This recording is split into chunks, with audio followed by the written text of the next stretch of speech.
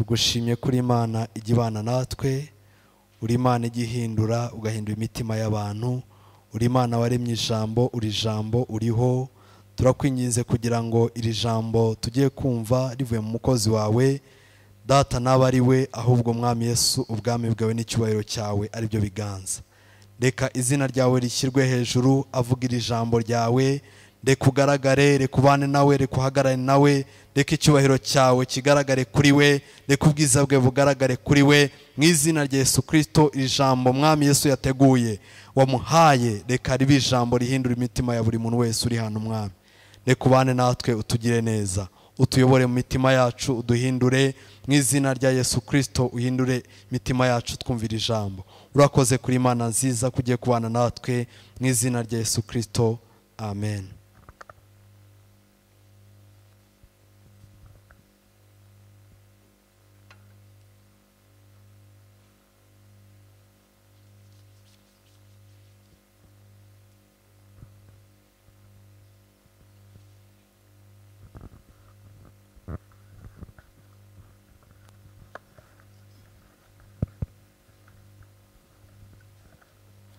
Imana himbazwe. Praise Jesus. Hallelujah. Hallelujah. Hallelujah. Hallelujah. Ndabasoje mu izina rya Yesu. I greet you in the name of Jesus. Mwaramutse neza. Good morning. Dushimye Imana kubw'iki gitondo. We are thankful for God for such a morning. Ntago ari bose babonye uyu mwanya wo kuza. Not all have this privilege of coming. Hari ababigambiriye bahura n'ibibazo bitandukanye. Some thought of it but they made troubles. Hari n'ababyifuzaga batakiriho. And others desired but they are not alive. N'ubuntu bw'Imana gusa iyo tugeze imbere yayo tugomba kwiha It icyubahiro. is only God's grace. When we're in front of Him we should glorify Him. Imana himbazwe. Praise Jesus. Rero Imana ibishimirwe yuko yakurinze yandeze twahuriye hano. Glory to God and thanks to Him for He protected you and I and we all met here. Imana ishimwe. Praise God. Kandi Imana iha umugisha abashumba banyizeye kugira ngo tuganire ijambo ry'Imana. May God bless the pastors who trusted me so we can share the word of God. Hallelujah. Hallelujah. Nkuko mubizi, Just as you know, turi mu cyumweru cy'amasengesho, uyu ni umunsi wa karindwi. we are in a week of prayers and this is the 7th day. Turimo kugendera mu ijambo riri muri Yesaya 41. We are going through a word which is in Isaiah 41, umurongo wa 10. verse 10, uvuga ngo ntutinye kuko ndi kumwe nawe. that says, "Fear not, for I am with you." Imana himbazwe. Praise God. Ni icyumweru cyo kugira ngo twongere kwirukana umwuka w'ubwoba. It is a week for us to chase away the spirit of fear, kugira ngo ibyaduteraga ubwoba tuyibwire ngo turi kumwe n'Uwiteka. such that we tell those things which are scary that we are with the Lord. Munyemerere tuanze dusome ibyanditswe. Allow me to read the scriptures first, nidusoza twinjire mu ijambo ry'Imana. so we can go through the word after. Turahera n'ubundi muri Yesaya 41 umurongo wa 10. Shall start from Isaiah 41 verse 10.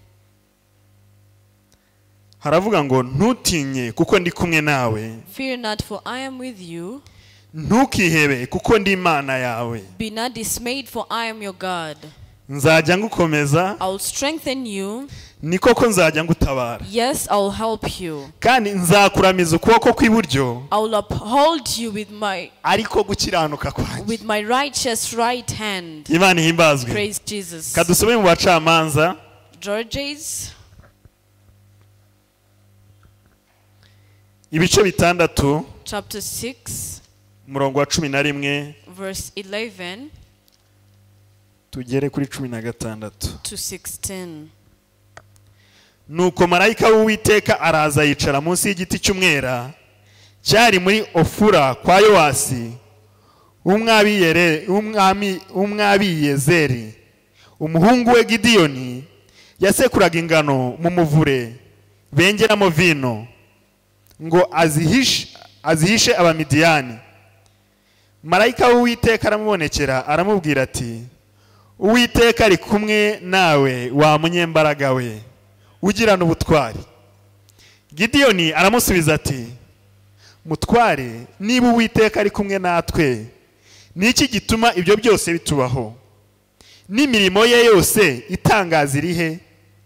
Iyo basokuruza batubwiye ngo Uwiteka niwe wadukuye muri Egiputa, ariko noneho Uwiteka yaradutaye, yatugabije Abamidiyani.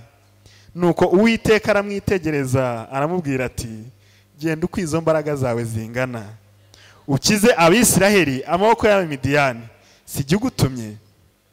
Gideyoni aramusubiza ati ariko Uwiteka Abisiraheli nabakirisha iki? Iwacu ko turi aboroheje mu muryango wa Manase, nkaba ndi n'umuhererezi mu nzu ya data yose. Uwiteka aramubwira ati ndagira ngo mwumva ahantu, nukuri nzabana nawe kandi uzanesha Abamidiyani nkunesha umuntu umwe. I want us to focus on verse 16. And the Lord said to him, surely I'll be with you, and you shall defeat the Midianites as one man. Wenda usimbutseho gato nko kuri 7:19. When you jump to 7:19, the same book, wenda tugere kuri 22 to 22. Harabangwa nuko Gideyoni n'abantu 100 bari kumwe bagera mu ngabo za mbere mu kavamashyiga, bari bagejeje igihe abarinzi bahinda abandi, bahera ko bavuza amakondera bamenagura ibibindi bari bafite mu ntoki. Nuko iyo mitwe itatu ivugiriza icyarimwe amakondera, bamenagura ibibindi, bazunguza imuri n'ukuboko kw'ibumoso bafashe amakondera mu kuboko kw'iburyo, bayavuza barangurura bati inkota y'Uwiteka na Gideyoni. Inkota y'Uwiteka nande? That the sword of the Lord, nagari inkota ya Gideyoni. It is not only the sword of Gideon, ahubwo ni inkota y'Uwiteka nande? It is the sword of the Lord and Gideon. Umuntu wese ahagarara ahageze bakubye urugerero rw'Abamidiyani, ingabo zabo zose zicikamo igikuba, ziravurungana zirahunga. Nuko abo bantu 300 bakomeza kuvuza amakondera, Uwiteka atera Abamidiyani gusubiranamo, bicanya inkota. Nuko ingabo zisigaye zirahunga zigera i Betishiba, i Betishita, ku nzira ijya Izerera no mu rugabano rwa Abeli Mehora hateganye n'Itabati. Imana himbazwe. Praise Jesus. Reka dusoreze wenda hano mu Bami. Let us end in Kings.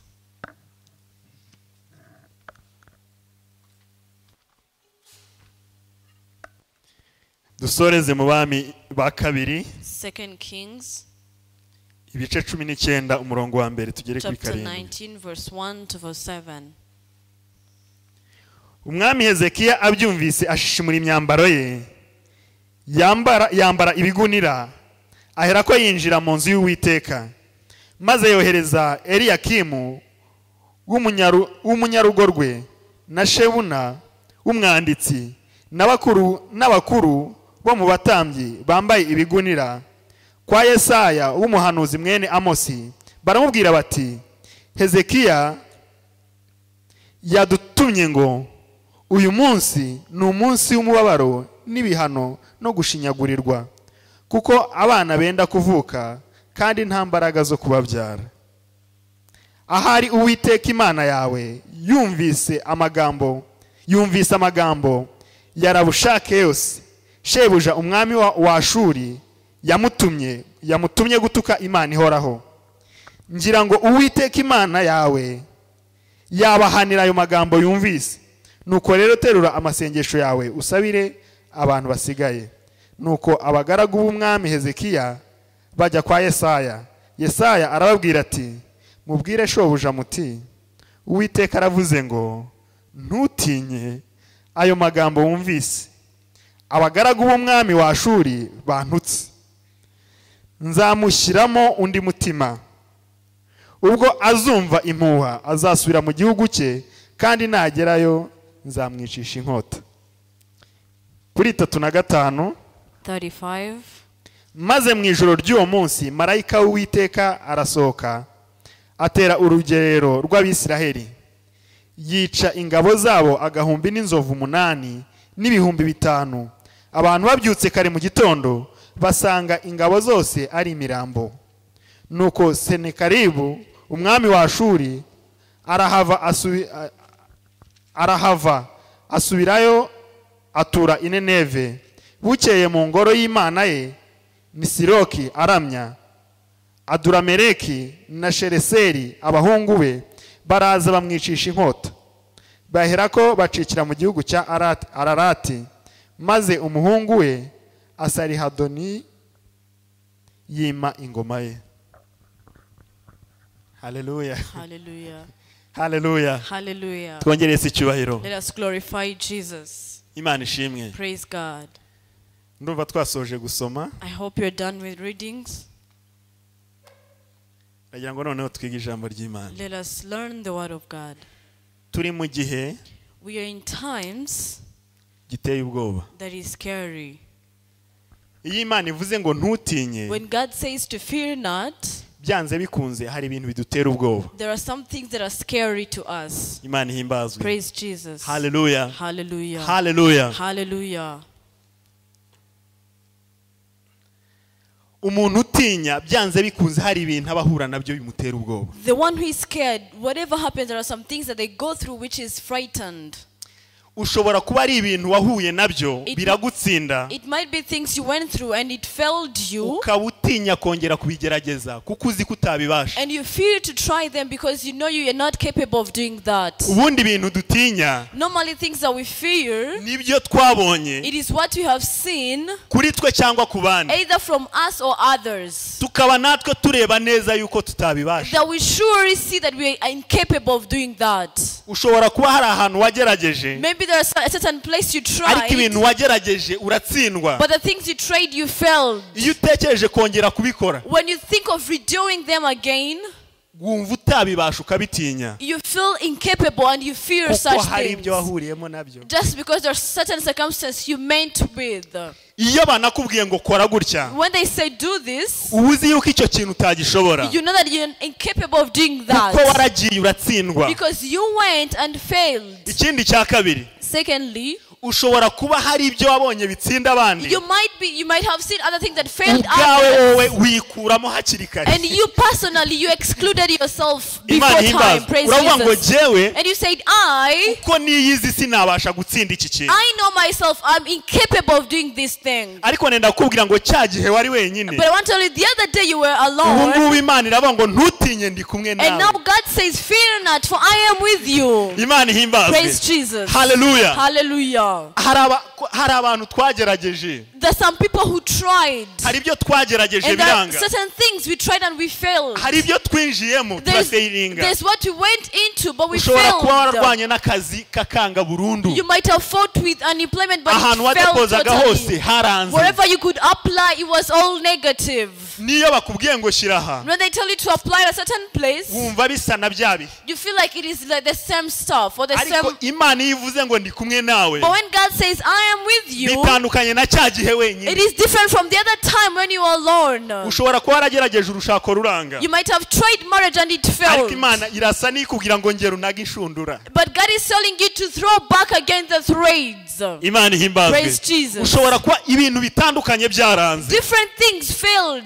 hari ibyo ureba ukumva urabitinye, And hari n'ibyo wahuriyemo there's nabyo, what you see and you get scared because of what you meant into ariko such Imana iravuga ngo circumstance. ntutinye ndi kumwe But nawe, God says, fear not, for I am ngo with kandi you. ntiwihebe ndi Imana And do yawe. not be dismayed, for I am your Icya mbere God. nujya kunanirwa nzajya ngukomeza, Firstly, when you fail, I'm going to strengthen you. icya kabiri mu ntambara uzahura nazo nzajya ngutabara. Second, the battles, I will rescue you and uphold you. Arangije aravuga ngo nujya no kugwa, And he said, when you fall, ngo almost nzakuramiza falling, ukuboko kw'iburyo I'll kwanjye, uphold you with my right ngo kandi hand. niko And gukiranuka that kwanjye. right hand is my righteousness. Ntutinye. Fear not.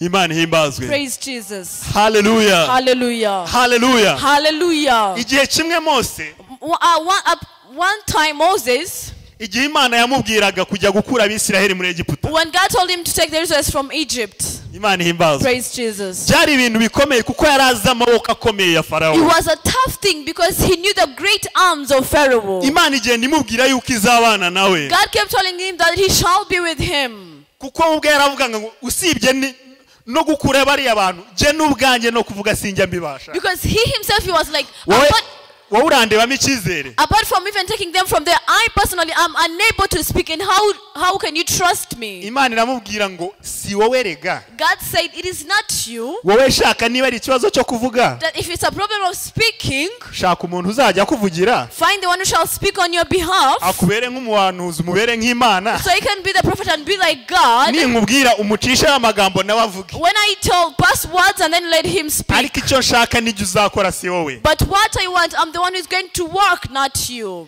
Amaze gutsinda ziriya ntambara, After overcoming those igihe battles, yarakurikiwe, when he was being followed, bambuka inyanja, they crossed the sea. ngo Imana icyo yakoze gusa, Only what God did, ngo yari iri mu nkingi y'umuriro, he was in a flame of fire ngo n'igicu, and clouds, ngo irahindukira gusa, and changed, turned, ngo yitegereza abanyegiputa. looked at the Egyptians. Imana ihimbazwe. Praise Jesus. Nta kindi yakoze Imana, Nothing else God did. ngo yarahindukiye, He turned ngo yitamurura mu nkingi and y'igicu, showed himself through a flame of fires.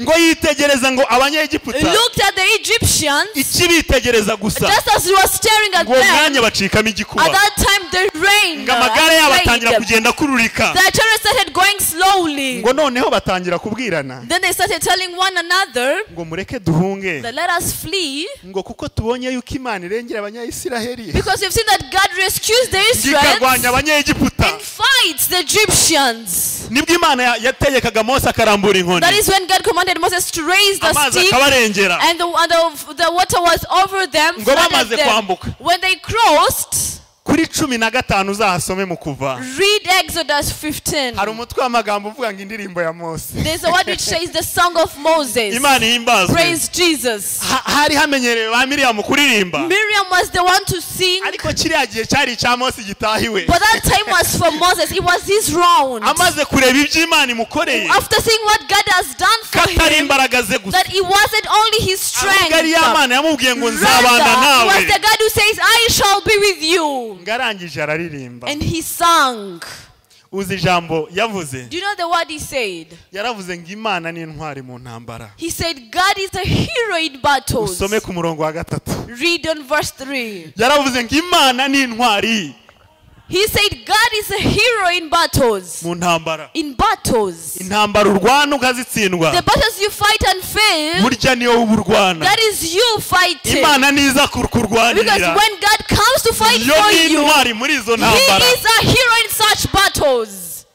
Imana ihimbazwe. Praise Jesus. Hallelujah. Hallelujah. Hallelujah. Hallelujah. Wese icyubahiro. Let us glorify Jesus. Ni intwari mu ntambara. He's a hero Arangije in aravuga battles. And he said, ngo Farawo, the Pharaoh ngo abatware ba Farawo, and all his army ngo n'amafarashi yabo, and their ngo chariots nabo yari ihetse bose, and the ones he was carrying ngo on, Uwiteka yabifasha biroha mu the Lord nyanja. took them and flooded them within the sea. Aravuga ngo byarokeye nk'ibuye. And he said it was forgotten just like a stone. It was flooded over like a stone. Wari wafata ibuye ukarirekurira mu mazi gutya, Have you seen a stone and leaving it, throw it ngo through the niko sea? bamanutse bagwamo nk'ibuye. That is how they went through the sea just like a stone. Imana ihimbazwe. Praise Jesus. Hallelujah. Hallelujah.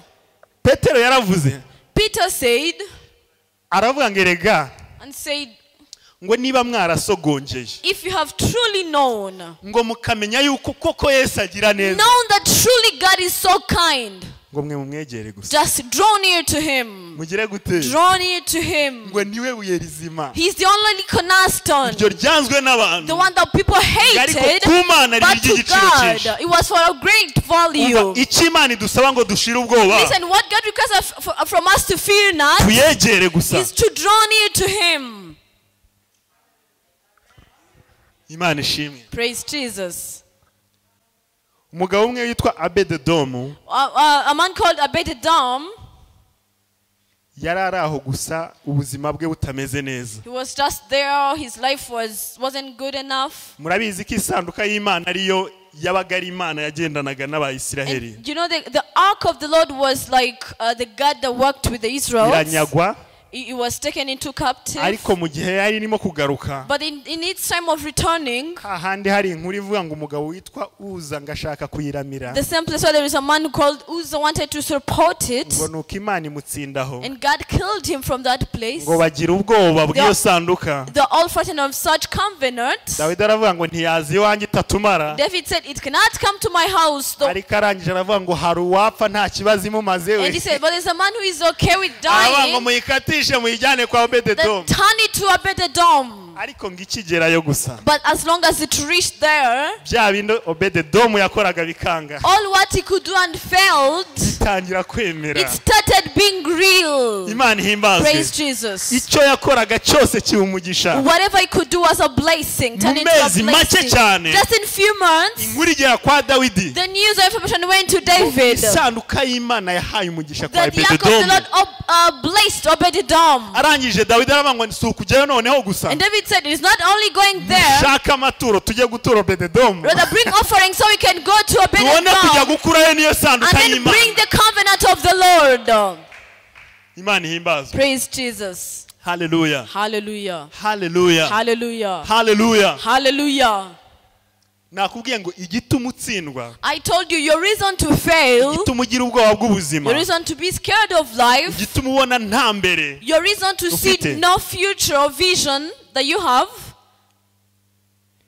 nuko utarimo kubona Imana muri kumwe. it is that you don't recognize the God you're with. Imana nihagararana nawe, Because when God stands beside you, stands Nta with bwoba. you, you shall be not scared.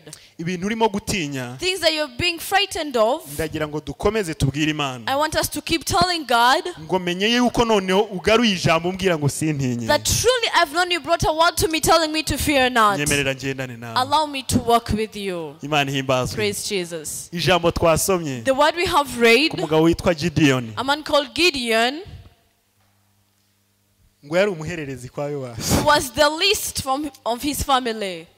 Umwana wanyu muri aho hari abandi bakuru be The least, he had elders, barebwamo imbaraga, the one who could, people think they are strong. ariko abamidiyani bari barabateye ubwoba. But the Midians had scared them. Imana ihimbazwe. Praise Jesus. ariko ngo uwo mwana But such son, we ngavayo he came, ngatangira ngo akajya ajya munsi y'igiti cy'umuretemu, he could go under the tree ngakajya asekura ingano and start threshing ngo wheat kugira ngo ashyire bene wabo b'Abisiraheli bari mu myobo, so he can give his brethren who are in pits akabikora yihisha. and do that while in ariko hidden, in Imana ireba hiding. umutima we, But God saw his heart. ngo marayika araza yicaraho The angel came and sat there aramubwira ngo and said, Gideyoni, Gideon, aramubwira ngo ni intwari, he called him a hero.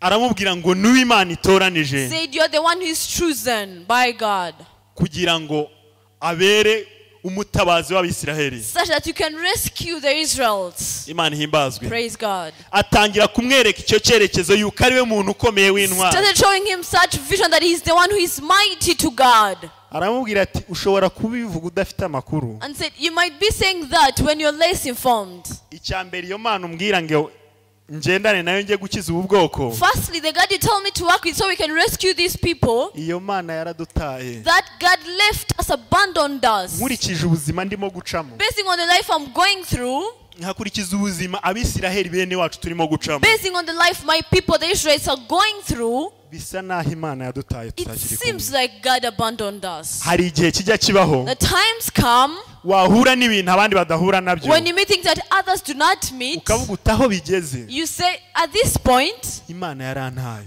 God abandoned me.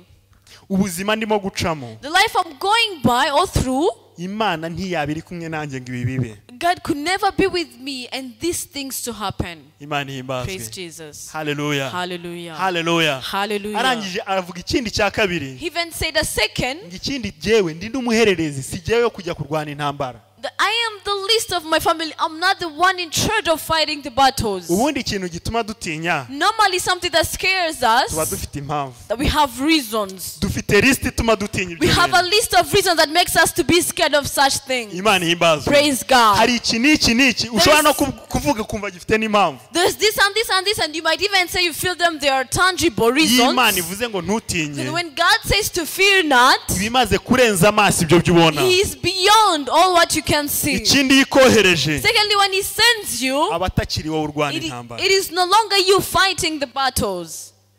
Imana ihimbazwe. Praise Jesus. Hallelujah. Hallelujah. Imana irangira amubwira ngo genda uko izo mbaraga zawe zingana, And then God said, just go as strong as you are. genda n'ubwo buhererezi bwawe, Just go with your list of being the family. genda uko ko wiyumva, Just go the way you feel uko yourself. kuri. sinshaka kuhinduka k'ubundi kugira The ngo way mbone you are. gutuma. I don't want you to change to be another so I can send you. wowe uko ko wibona Just kose the way you see yourself, bari kugenda go like that. wigenda nka runaka mukuru wawe, Do not go like so and so, your elder tekereza ko brother, ari ufite izo mbaraga, thinking he's the one who is mighty or uko strong. kuri n'izo ntege nke The way zawe, you are with your weakness, genda uko imbaraga zawe, go just as strong as you are. haguruka uko uri. Stand as you are. Imana ihimbazwe. Praise Jesus. Hallelujah. Hallelujah. arangije niho nababwiye ntimuhumve cyane, That is why I told you to pay attention. aravuga ngo ndemeye He said, now I accept. ariko unyemerere tujyane. But allow me to go with me.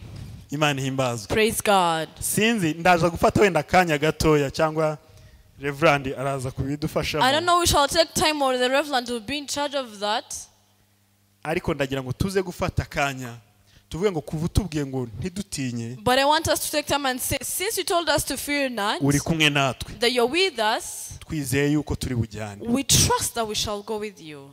hari ibyo ufite mu mutima There's wawe something that you have in your heart umaze igihe ubwira Imana, that you've been telling God for a long time. uyibwira uti noneho nyemerera tujyane. Tell God, now allow me to go with you. niba utaranabyatuye muri iki And if you cyumweru, didn't declare that in this week, wongere kubyatura uyu munsi, declare it today. ubwire ngo urambwiye ngo sintinye, Say, you told me to fear not, none hataba ari iki. then let it be me. Let Imana it not ihimbaze. be me. Praise Jesus. Hallelujah. Hallelujah. ataba ari jyewe, Let it not be me. kuko iyo Imana ijyanye nawe Because when God works with you, ntumenye izo ntambara uko you zirangiye, don't know how such battles end. kuko Imana yabwiye Gideyoni, Because God told Gideon, iramubwira ngo sinkeneye ingabo nyinshi told him, I don't need a greatest army, batazitwaza ngo nibo barwanye. so they can say they're the ones who fought. iyanza 3,000 biragabanyuka, 3,000 were removed, ibindi inzovu imwe nayo iragabanyuka, and other 100,000 they also removed. ngo aragenda asigarana Rejected. ingabo 300 gusa zigiye gutera. He only had 300 men to Imana fight. irangije iramubwira And God said, told ufate him, imuri, ufate ibibindi, to take portraits ufate n'amatara. and then take the lamps. Imana ihimbazwe. Praise God. Hallelujah. Hallelujah. ngo nurangiza And after, ngo ufate n'amakondera. take even the trumpets. ikintu uri burwanishe kugira ngo abe ari jyewe urwana, Something that you shall fight with such that it is going to be me mwebwe who muze fights. gufata ibindi mu bihondanye bimeneke, Just take pieces and break them. mufate nimuri mugire gutya gusa, Take the lamps and just shake them. nimurangiza And after, muvuze amakondera. shout out for the trumpets. ayo makondera ubwo muri we muvuga, The trumpets you shall be, as you shall be speaking, muvuge ngo nimwumve Imana ya Gideyoni, ngo Gideyoni, be like, listen to God of Gideon. ngo Uwiteka na Gideyoni, And the Lord and Gideon. Imana ya Gideyoni, Uwiteka na Gideyoni mu ntambara, The Lord of Gideon, the Lord and Gideon in the battle. nibo baje bateye gusa, They're the ones who are coming to musakuze fight. gutyo. Just sound and shout like that. Imana ihimbazwe. Praise Jesus. reka nkubwire, nuramuka uhagararanye Let me n'Imana tell you, once you stand with God, ntuzamenye uko birangira. you shall never know the end. icyo uzajya ubona gusa Only what you shall be seeing, ni ukwisubiranamo it is them, the companion fighting themselves. kw'ibyakurwanyaga. the ones that they are fighting against ni you. ukwisubiranamo gusa, It is the fighting themselves, kuko iyo ntambara si yawe, because that is not your battle. ni iy'Uwiteka. It is for God. Igihe batukaga Hezekiya, The time they dismayed Hezekiah, umwami wa Ashuri, the king of Assyria, atuka n'Imana ye. he abused even his God. Hezekiya ikintu yakoze Well, the only thing that Hezekiah ni did, nk'iki tuba twafashe muri iki cyumweru. it is that this day, the days we took in this week, afata urwo rupapuro bamuhaye he took the letter they gave him, ruriho agasuzuguro kose, which is full of all disrespect and kumutera ubwoba dishonor kose, and all the scary things, abipfukamaho, knelt on them, aravuga ngo Uwiteka we, said, Lord, ibisige babwiraga they weren't telling me, kuko turi kumwe, because we're together, batukaga wowe. they were abusing you. Imana Praise ihimbazwe. Jesus. Ikindi barengereye, They even God went baravuga ngo beyond iyo Mana ntiyabasha kudukiza. and said, your God cannot rescue you. Urumva ukuntu bagusuzuguye. Did you listen how they disgraced you? Imana ihimbazwe. Praise God. Arangije And atuma intumwa no ku muhanuzi he Yesaya, called the prophet Isaiah ababwira ibyo bamututse byose batuka n'Imana. and told him all the abuses and disgrace they told to him and God. Imana ihimbazwe. Praise God. Hallelujah. Hallelujah. Imana ibwira Yesaya, God told Isaiah, si wowe batukaga Hezekiya we, they didn't disgrace you, Hezekiah. ibyo bakoraga byose All what they did, ni jye bakoragaho. they were doing against me. Imana ihimbazwe. Praise Jesus. Burya ni jye bakoragaho. They were doing it against me. Nzakurwanira intambara. You the battle, Ngo ikintu Imana yakoze, only what God did, ngo yaragiye muri za ngabo zose zateranye. he went to all those armies who gathered. Hezekiya atuje, When Ezekiel was at peace, Imana yavuze ngo irazirwana. God says he's going to fight it. Ngo Uwiteka atuma marayika, The God called the angel ijoro ryose akurimbagurira ingabo z'Abashuri, the whole night. He killed the arms of the Syrians, arazica zose. killed all of Bucya mu them. gitondo ngo basanga imirambo gusa. In the morning they only find corpses. Ngo umwami icyo yakoze yahise agenda. What the king did, he just went. Akimara kugenda, When he went, ngo abana be bamusanga mu rusengero rw'Imana ze. he shouldn't found himself to the church, Umuhungu we to the ubwe niwe temple of his waje nawe God. aramwica. His only son, his own son, killed him. Kuko ni Imana ihindura imitima. Because it is God who changes hearts. Imana ihimbazwe. Praise God. Ni Imana ibasha kugira icyo ikora God who is able to do something ikagikomeza. and strengthens that. Umva ijambo ry'Imana uko ritubwira muri iki Listen to cyumweru. what the word of God says, tells us in this week. Byanze bikunze iyo Imana ivuze ijambo, No matter what happens, when God speaks of a word, haba hari impamvu. there is a reason behind. Imana irimo kuvugana natwe iki God cyumweru. is speaking with us in this Ngo week. ntutinye kuko The ndi kumwe. fear not, for I am with you. Ntukihebe. Do not be dismayed. Birashoboka yuko umutima wawe uhuye n'ibibazo. It is possible that your heart made troubles or problems. Hari ibyo wibuka, There's some things you remember. hari ibyo utekereza, There is what you think of. hari ibyo ubona There is what you see bikaguca intege. and discourages you. Ariko Imana iravuze ngo ntukihebe. But God is telling you to not be Jewe ndi dismayed. Imana yawe. I am your Abantu God. bashobora kunanirwa People might fail or give cyangwa abantu up. bakagusiga. People might leave you, abandon you. Jewe Imana yawe But sinzagusiga. I, your God, shall never abandon you or leave you. Ikintu nzakora cya mbere, What the greatest thing that I shall do first, nzajya ngukomeza. I shall strengthen you. Ikindi nzajya ngutabara. Second, I shall rescue you. Nzanakuramiza ukuboko kwanjye kw'iburyo, And I shall uphold you with my right ariko hand, gukiranuka which kwanjye. is my righteousness. Munyemerere dusenge Allow me to pray twakira Reverend. as we welcome the Reverend. Imana ibahe umugisha. Praise God, bless you. Duhagurutse. As we all stand,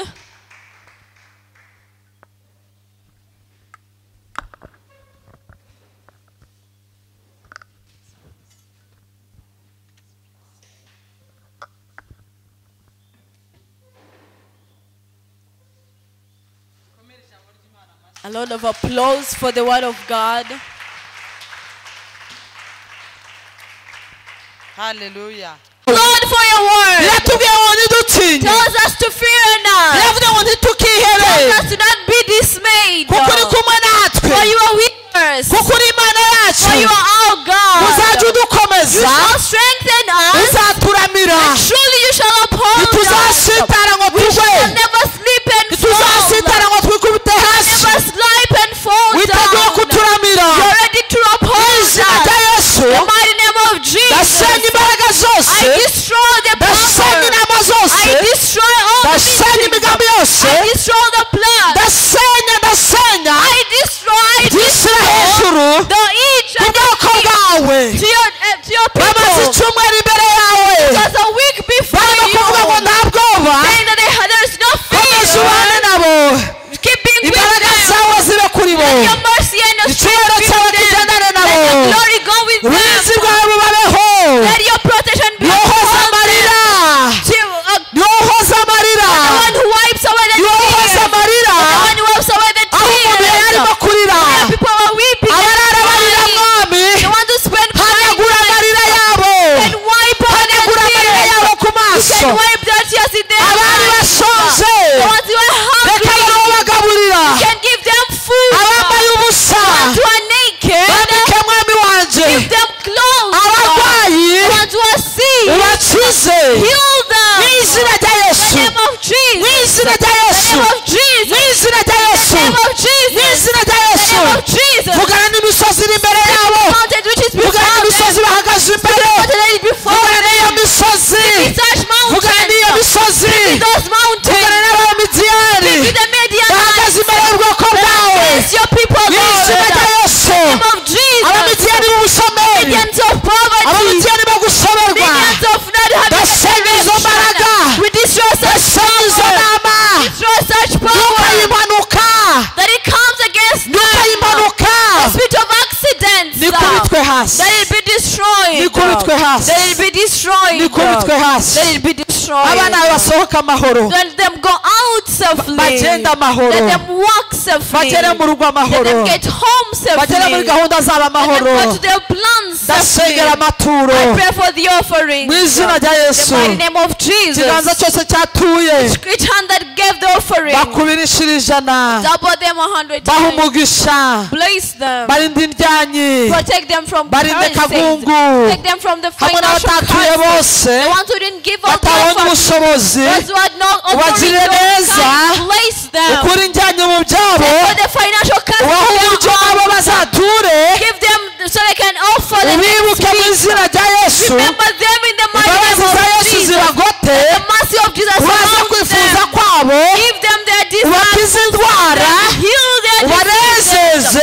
Give them unezero w'imana uganza happiness. ubuzima bwabo Let them be happy with the plans upon their lives. mu izina rya yesu In the mighty name of Jesus. mu izina rya In the mighty yesu name of Jesus. Mu izina rya In the Yesu. name of Jesus. tubisabye We tubyizeye pray and believe. amen